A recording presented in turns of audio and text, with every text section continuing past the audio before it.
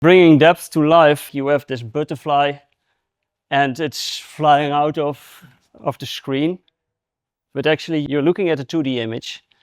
So it would be great that at some point in time we would all be looking at a screen like this, but then seeing the depth. It's not that far yet, but there's a lot of companies here, and ours is one of them, that are making steps towards that goal. Today, I cannot show you depth here. We have our display, so you can have a look. And I try to bring some depth into this talk itself. So I pick a certain application. We would like to have displays manufactured in a production plant. And there's some challenges around it with our type of displays, and I'd just like to share it with you.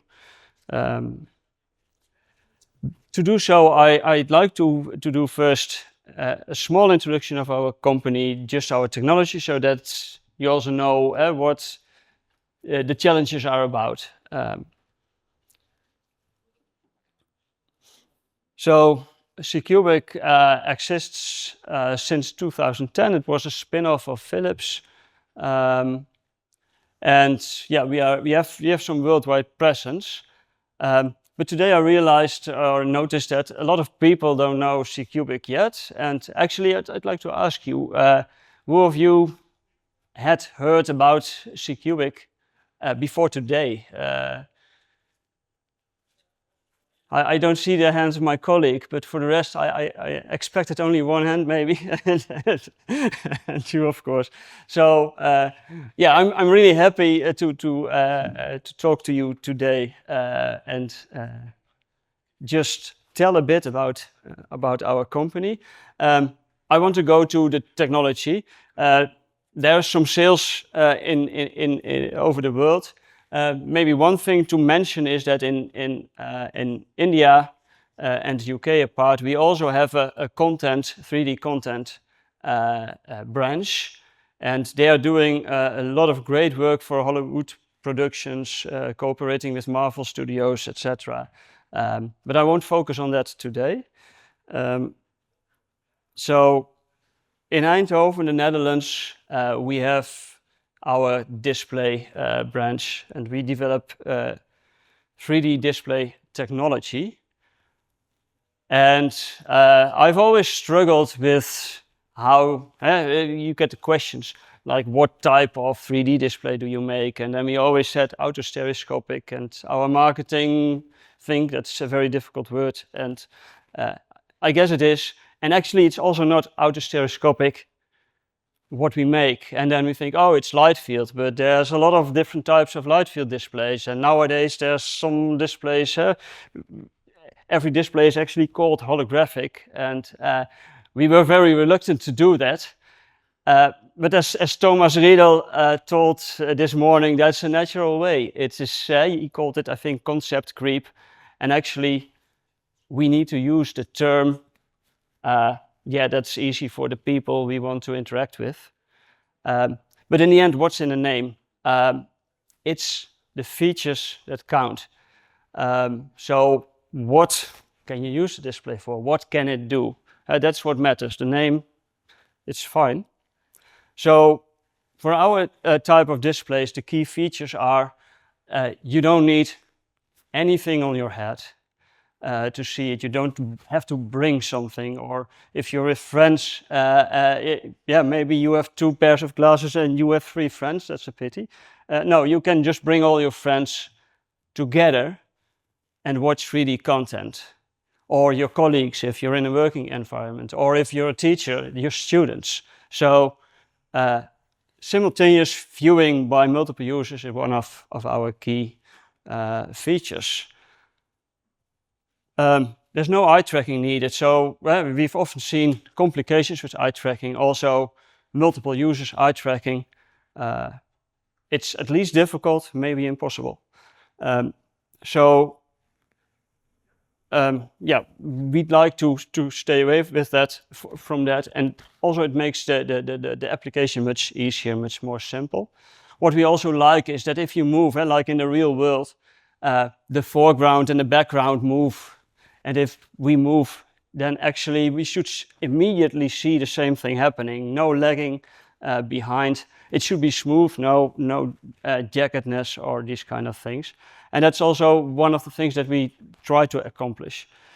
And actually, yeah, you can see for yourself. I think we manage very well. We'd like to have adjustable depth. People are different. Some people like a lot of depth. Other people just like a bit less. And that should be fine.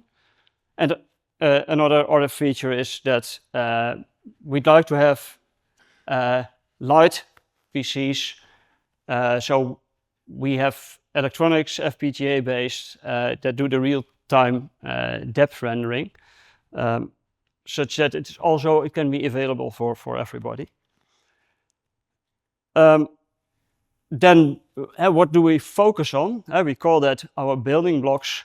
One of our strengths is lens module design, so the optics that we put in front of a 2D display panel. We are very good in the rendering core, the FPGA-based electronics. We have some software tools and suite, and actually that's what we want to focus on.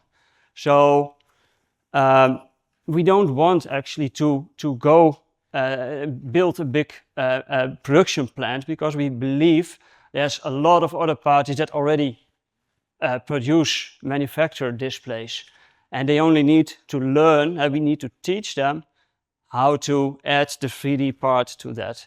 And so we are always looking for partners to manufacture in any way. We're also looking for partners that make our lens designs, etc., etc. So that's also why I'm here. I'd like, if you're anywhere in this talk, you think, wait, we might help them out here, or we can contribute because we are good at this. Just yeah, speak to me after the presentation, and we keep in touch. So beside our core competency, actually I already mentioned, like, yeah, setting up, changing a production line for 3D displays. You might not know exactly what to do. So we don't only deliver our technology, but we also provide services, and what do you need to change, what tooling you need, what quality control you would need, all these kind of things. And that's also important because, for example, today it's highlighted on the sheet. Production accuracy is an important part, and I will, dig a bit deeper into that today. To explain that, I'll take you back to some of the basics, and probably you all know, the starting point, like, how do we see 3D? We have two eyes, and these two eyes get different viewpoints from a scene. Like in the scene that you're seeing, your left eye sees the tree to the right of the house, but your right eye sees it to the left of the house. And you can even test it yourself at some point in time by just holding up your finger and then closing one eye and then the other, and see how the background changes. This is a key how the information enters your brain, and your brain is capable of processing that into a real 3D map of the world. But of course, if you want to make a 3D display, it should deliver the content for each of your eyes correctly. And if you have a display without eye tracking or whatever, you should also be able to move, and then your eyes will should get a different viewpoint, and that should also be correct. So we can design optics for that really does that very well. But it also means that it should be manufactured very well. So I'll explain a bit more like this is an animation of what you would see through one of the lenticulars. Our display, there's a lens sheet with lenticular lenses on top. And this is one of the lenticulars that you see.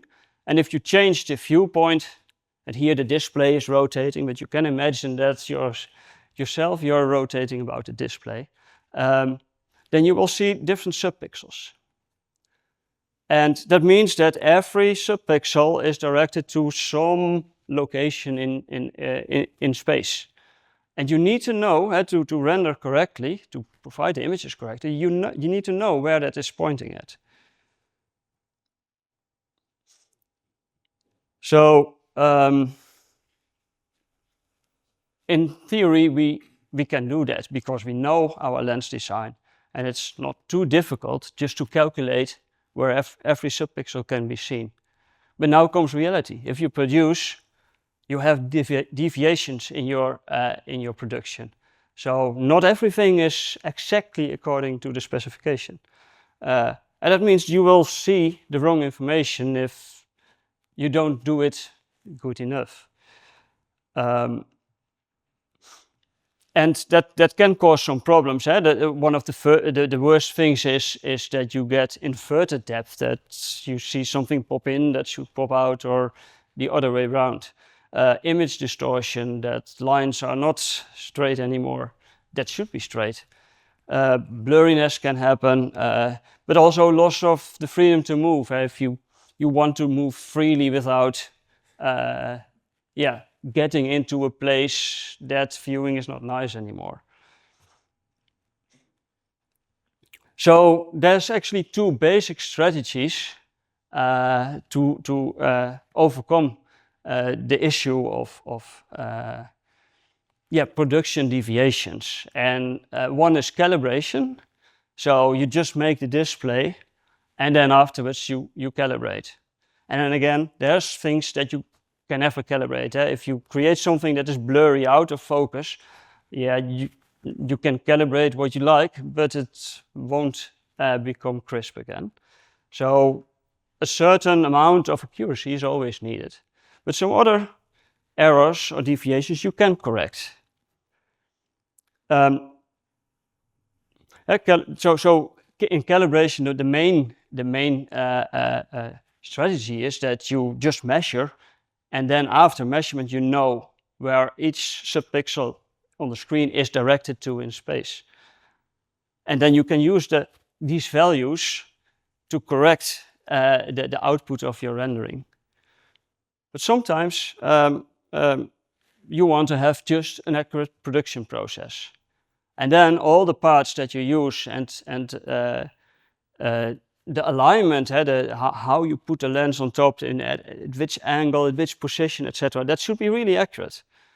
A bonding layer, the gluing of the panel should also be done very accurately. And both methods have benefits. Benefits of calibration is you don't have to care too much about your production process. And you can optimize each panel perfectly to the best version that it can be. On the other hand, calibration is not always desirable. Especially if you go to larger volumes, you don't want to turn on every panel. Or you don't want to get all the tooling into your factory. You don't need to reserve space for the calibration values. Or what we've heard before as well, if they need to turn every panel on, you have to connect it and then disconnect again. There's risk of damaging things, especially the part that you disconnect, can wear out quickly. So some customers really don't like to do that. So there's sometimes really a need for accurate production. And I want to zoom in a bit more on that. So This image again, what you see here, there was an animation. Now you see it on the left, you see just a kind of still image of that.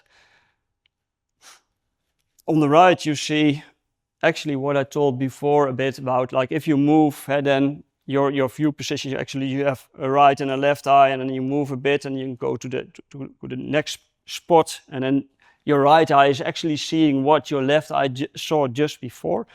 All these kind of things are affected by at least 4 main parameters. And that is the layer thickness, the distance of the pixel plane to the lenses.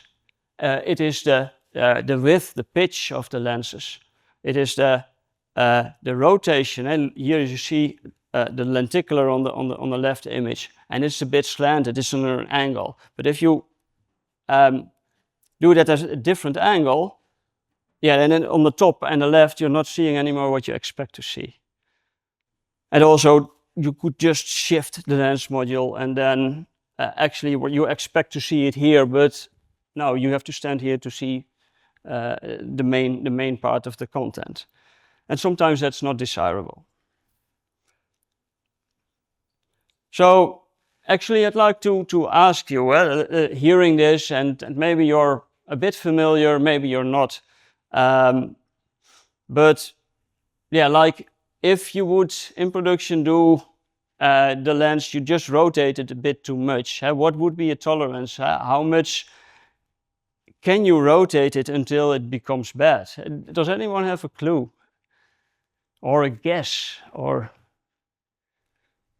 can you do it for 5 degrees, 1 degree, or even less? I think it's a difficult question. The next slide, I will zoom in on that. You can also think for yourself, oh, I see a hand.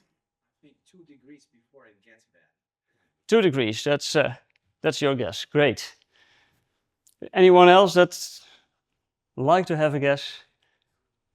Sorry? 0. 0 degrees. Yeah, that's always close, 0. That's great, yeah. And for the offset, if you just move it sideways. Any clue how much a millimeter, micrometer? Just think it in your mind. Don't have to tell it. For the pitch, I will show in the next slide again the lens pitch. How can it change? Also the thickness. So I go to the slide, and then I have this graph, and maybe it meets your expectations, maybe it doesn't. If you think about this rotational, that 0 degrees is really close, actually. I don't know if you can read it. The figures for the rotation are in the first part of the graph, the slant tolerance, and the unit is microradians.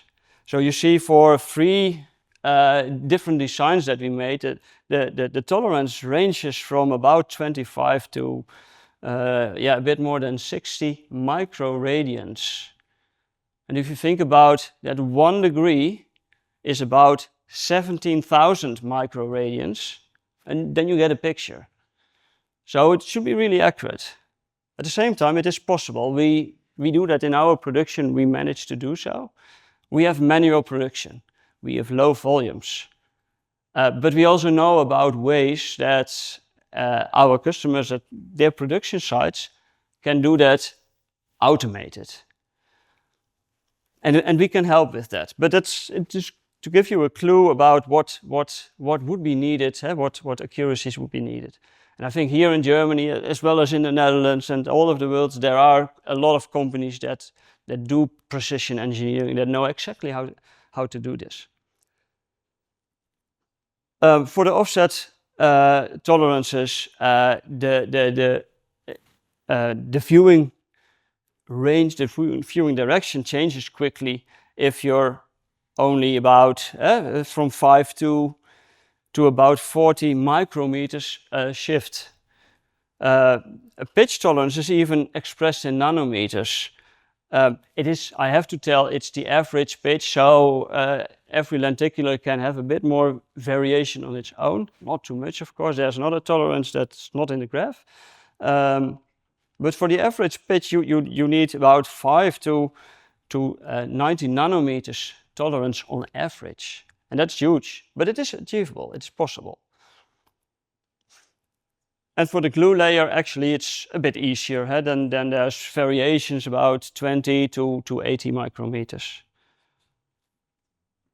So how does that look in practice? We have simulations, but we can also measure. And then you see here a map of the errors. And you can correct that with calibration. But you can also check, wait, the simulation, if we require an error on this graph of between minus 0.1 and 0.1, and for then the simulation says it's doable, it's fine. And this is a measurement of one of our worst displays that we at some point made, and it said, hey, this is not good, we have to do it better. And finally, of course, we made it better.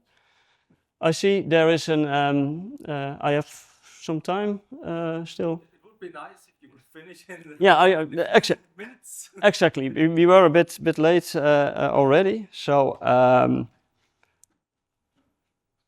yes. So this is just as a reference. If you want to know more about this, you can ask me later. I will skip, I think, the alignment options. Is also something we can discuss offline if you're interested in that. So let's get to the questions. Questions. Oh, that saves some time. Yeah, that's great. Well, actually, it's good, because what is the use of talking about 3D displays? It's just like, what is the use of talking about this nice pie I baked and how well it tastes? You have to taste it. So the proof of the pudding is in the eating. So all come to our booth and see it. Yeah.